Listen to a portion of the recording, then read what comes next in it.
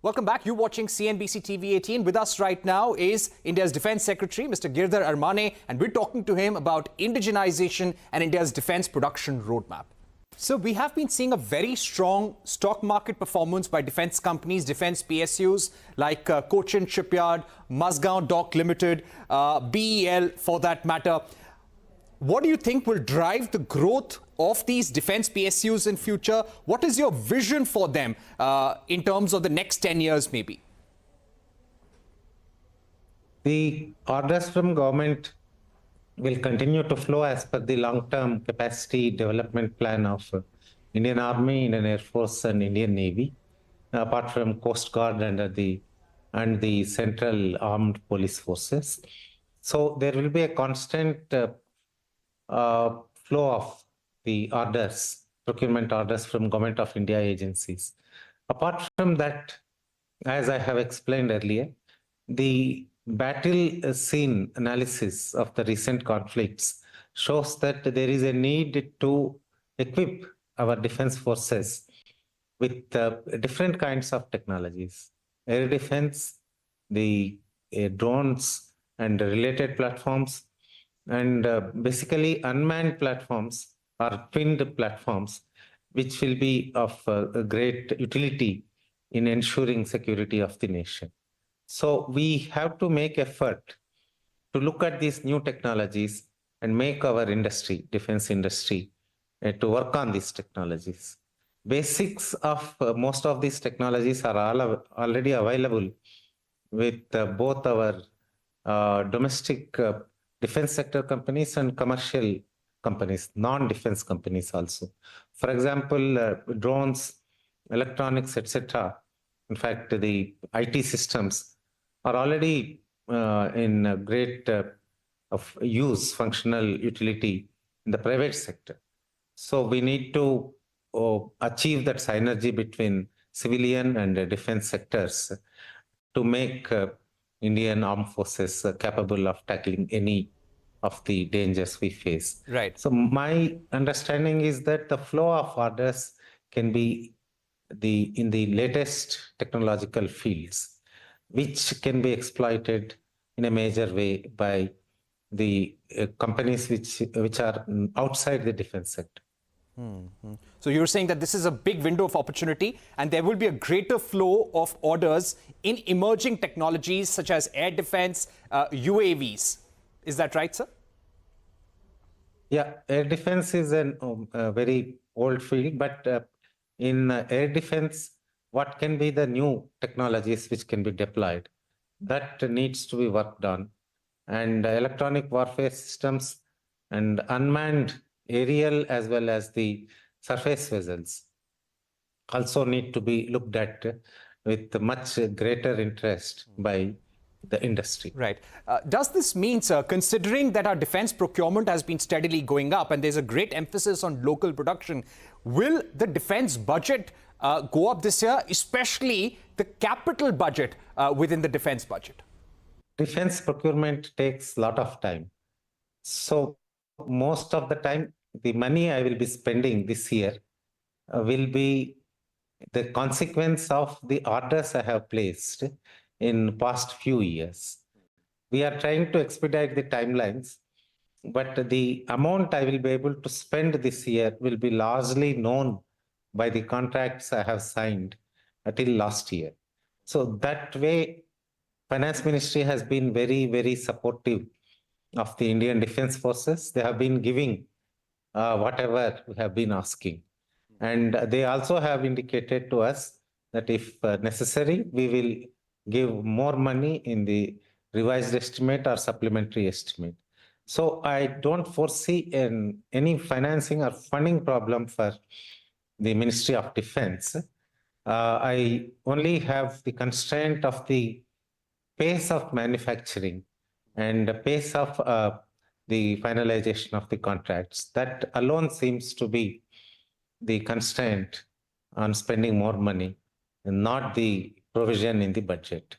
However, I foresee an increase of 5 to 7.5% minimum increase based on my requirement in the defense budget. It can be higher or it can be much higher than that also if we need that money. So 5 to 7.5%. When you say defense budget, sir, does it especially mean for capital budget, for capital acquisition? Yeah, that's what I meant. Thank Okay, sir. And what about the R&D budget? This has been an ask of the industry to increase the R&D budget. Is that a proposal going from you to increase the budget for DRDO and maybe R&D for the private sector as well?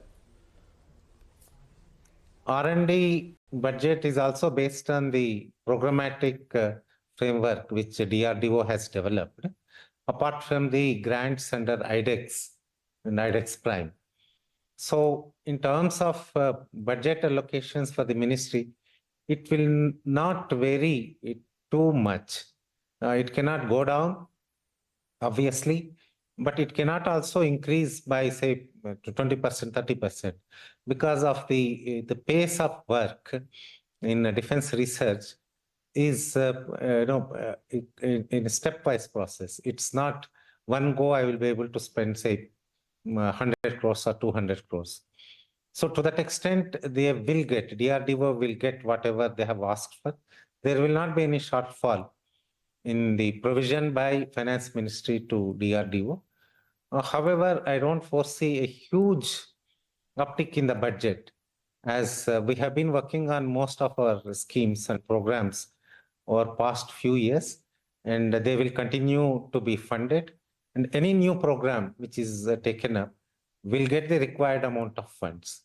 As you understand, we have a target of 25% of the total research budget being allocated to the private industry also. Under that, we already are doing a lot of work in IDEX, IDEX Prime, TDF, and we plan to come out with a new scheme where certain emerging technologies also can be worked on by the private industry with a higher amount of grant. The scheme is under works. So gradually we are inching towards the 25% budget to the private industry, and we hope to achieve in next 2-3 years. So what will be the timeline for the launch of this scheme for emerging technology? Will this be aimed at private sector alone, or defense PSUs can also participate, or there will be JVs? What could be the possible outlay? Any contours that you could share? This is being aimed at the private industry. It will be specific to the emerging technologies, which require higher grant because of the infrastructure cost and also the cost involved in the innovation and development.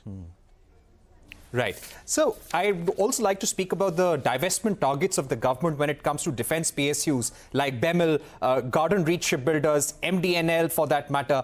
What is the status of BEML, for example? The government in 2016 had decided to divest a 26% stake. Where have things reached so far? By when do you think the process could be completed? We don't want to shortchange our family silver for immediate gains. We are in discussion with the Department of Public Asset Management, and we will arrive at an opportune moment for undertaking this particular task. Right. But could you give us maybe a timeline, sir? Within how many months? That I may not be able to commit on my own without discussion with the Finance Ministry. Okay. Sir, in terms of the Garden Reach Shipbuilders and MDNL for divestment, what is the plan? Any other PSUs that you have identified for divestment? This will be a considered decision in the board of the particular company and also in consultation with the Government of India. One other thought which is coming up is there is a need for building up a huge infrastructure in the country, either in the shipbuilding or related fields. So the public sector companies are working with several private companies, both Indian and foreign, for formation of JVs, joint ventures. So there can be some capital requirement for that purpose also. We will work out the total requirement of these companies, then look at what can be done. Okay, so you're saying that when it comes to our shipbuilding PSUs, there could be a proposal for divestment in future, depending on their capital needs. Yes, that's correct. Mr. Aramane, thank you very much for joining us with that comprehensive view on where we're heading in terms of our defense production. What is the real push that you expect from the defense industry for the future on emerging technologies, and what role will defense PSUs and the private sector play over the next 10 years? Thank you very much for joining us for that comprehensive conversation. Thank you. That's all we have time for on this special broadcast. Thank you for watching. Goodbye.